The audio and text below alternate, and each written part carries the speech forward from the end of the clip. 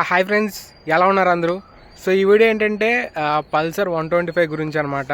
అసలు ఆ పర్ఫార్మెన్స్ ఎలా ఉంది, ప్రైస్ ఏంటి, కొనొచ్చా లేదా అని చెప్పేసి ఈ వీడియోలో అయితే మాట్లాడుకుందాం. యాక్చువల్గా నేను దీన్ని రైడ్ చేస్తాను, 4000 కిలోమీటర్స్ నేనే రైడ్ చేశాను అనమాట. యాక్చువల్గా ఇది మా తమ్ముడికి అని చెప్పి తీసుకున్నా, బట్ ప్రెజెంట్ అయితే నేనే వాడుతున్నాను. చూడండి నా వెనకట్లే ఉంది. సో ఇది ఒక 4500 కిలోమీటర్స్ అయితే తిరిగేశాను. సో ఇప్పుడు అసలు బైక్ ఎలా ఉంది, అసలు ఇది తీసుకోవచ్చా లేదా, దీని కాంపిటేటర్స్ ఇవన్నీ దీని గురించి అయితే ఈ వీడియోలో మాట్లాడుకుందాం. అండ్ ఇంకొకటి ఏంటంటే నేను యాక్చువల్గా 125cc ఏ బైక్ తీసుకోండి బెటర్ అని చెప్పి ఒక వీడియో చేద్దాం అనుకుంటున్నా. ఒకవేళ మీకు ఇంట్రెస్ట్ ఉంటే కింద కామెంట్ చేయండి, ఏ బైక్ని అయితే కంపేర్ చేద్దాం. అండ్ ఈ వీడియోకి 100 లైక్స్ వస్తే నేను వెంటనే వీడియో అయితే చేస్తాను. ఇంకా లేట్ చేయకుండా దీని గురించి అయితే మాట్లాడుకుందాం. సో ఫ్రెండ్స్ చూస్తున్నారు కదా, ఇదే పల్సర్ 125 అనమాట. సో ఈరోజు ఏంటంటే యాక్చువల్గా నేను డైలీ ఒక 27 to 30 కిలోమీటర్స్ అయితే కమ్యూట్ చేస్తాను.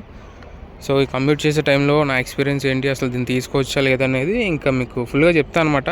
సో దీని డీటెయిల్స్ కన్నా ఎక్కువ దీని గురించి మాట్లాడుకుందాం. అంటే యాక్చువల్లీ దీని గురించి తెలిసిందా మనకి, ఇందులో వచ్చేసరికి మనకి 125cc ఇంజిన్ ఉంటుంది. సో 11.8 PS పవర్ ఉంటుంది అండ్ 10.8 Nm టార్క్ అయితే ఉంటుంది అనమాట.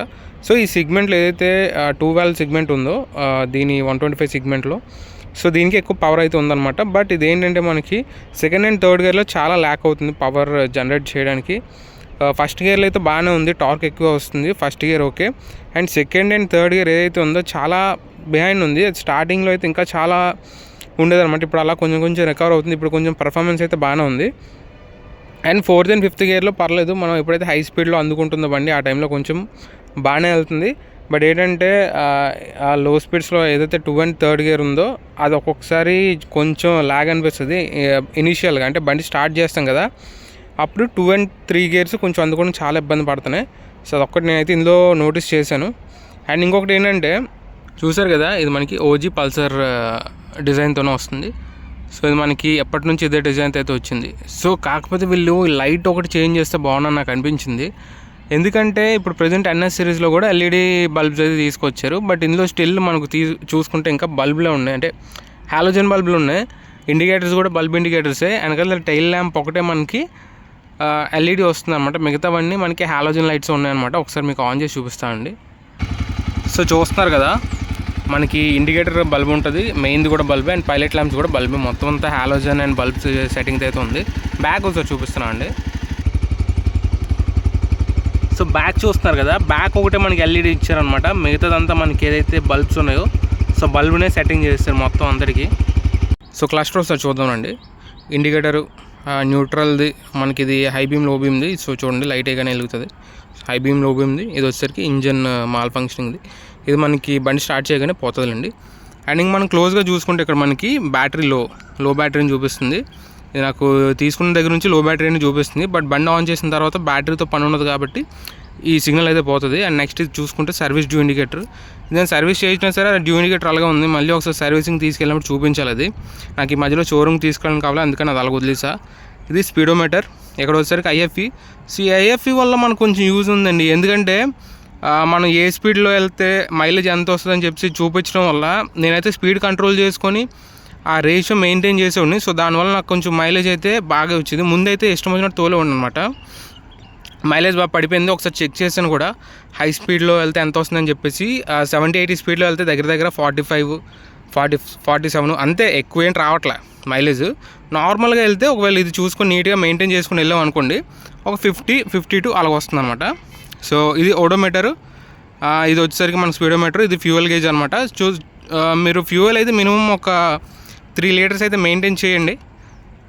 సో మీకు DTA కనబడాలంటే మినిమం 3 లీటర్స్ అయితే మెయింటైన్ చేయండి. సో ఇక్కడ చూసారు కదా, నేను అలా మెయింటైన్ చేయడం వల్ల ఇది IFE చూసుకుని మెయింటైన్ చేయడం వల్ల నాకు AFE చూడండి, యావరేజ్ ఫ్యూయల్ ఎకానమీ వచ్చేసరికి నాకు 54 అయితే చూపిస్తుంది. సో నేను 628 కిలోమీటర్స్ అయితే తిరిగాను అనమాట ఒక ట్రిప్లో.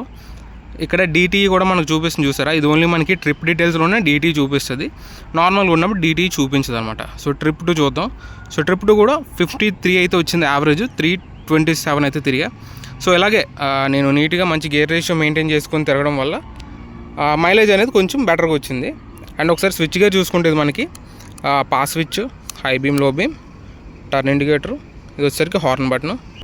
అండ్ ఇటుపక్క చూసుకుంటే మనకి ఇంజిన్ కిల్ స్విచ్, అండ్ ఇది వచ్చేసరికి ఇంజిన్ ఆన్ బటన్. అండ్ మనకి హ్యాండిల్ చూసుకుంటే ఇందులో మనకి క్లిప్ ఆన్ హ్యాండిల్ బార్స్ ఉన్నాయి.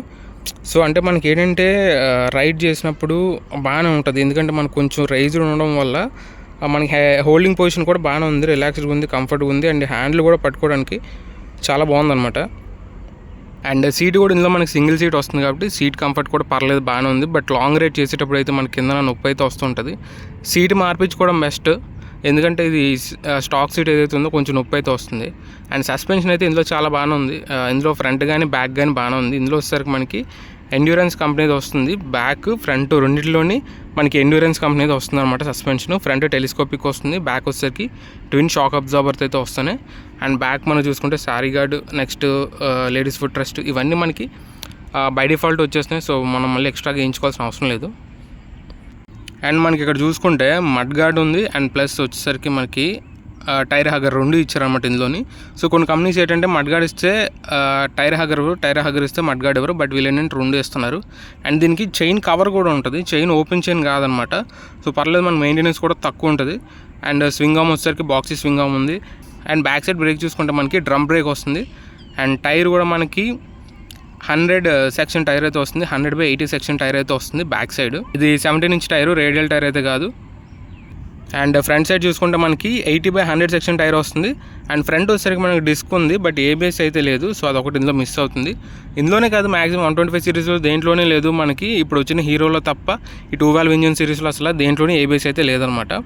సో ఇక్కడ మీరు అలాయ్ వీల్ డిజైన్ చూసారు కదా, కొత్త అలాయ్ వీల్ డిజైన్ అయితే వచ్చింది. ముందైతే మనకి 5 స్పోక్ అలాయ్ వీల్ వచ్చేది, బట్ ఇప్పుడు వచ్చేసరికి మనకి 3 స్టెమ్స్ వస్తుంది, అంటే ఒక్కొక్క దానికి 2 స్టెమ్స్ వస్తున్నాయి.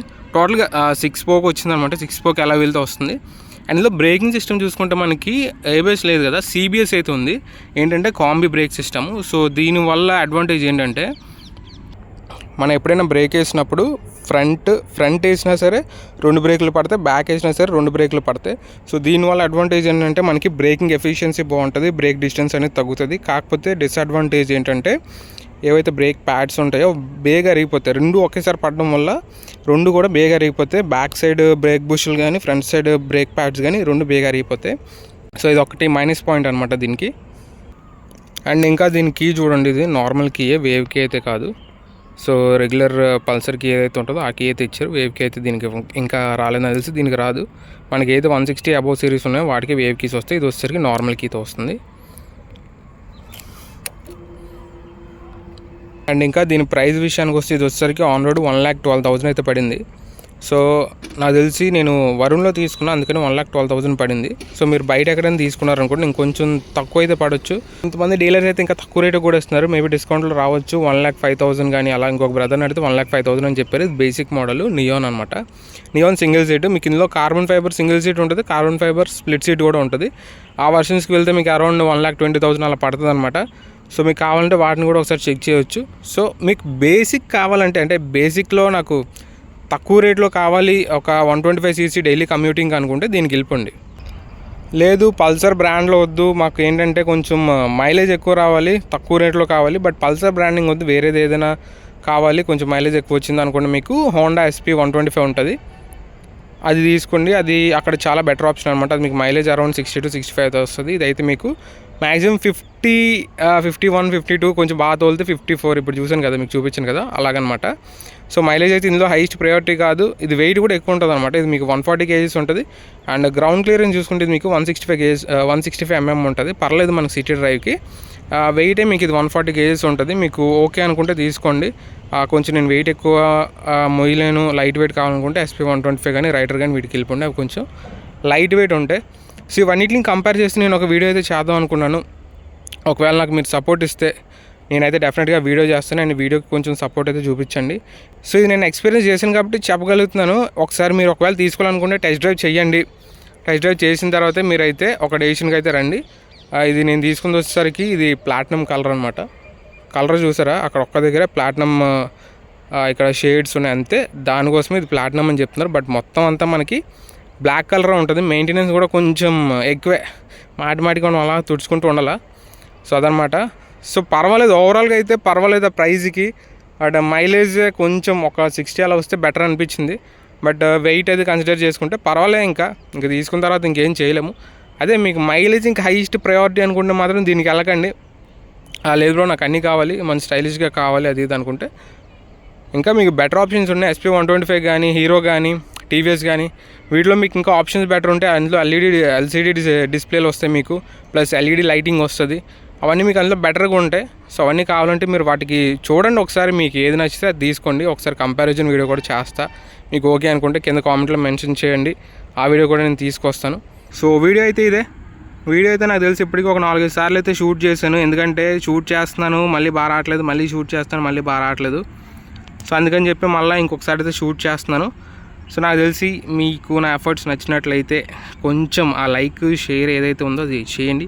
షేర్ అంటే మీ ఫ్రెండ్స్ ఎవరొకరు ఉంటారు కదా బండి కొందాం అనుకునే వాళ్ళు, సో వాళ్ళకైతే షేర్ చేయండి. ఇంకా ఉంటా, మళ్ళీ ఇంకో వీడియోతో మళ్ళీ ముందుకు వస్తాను. Until then bye.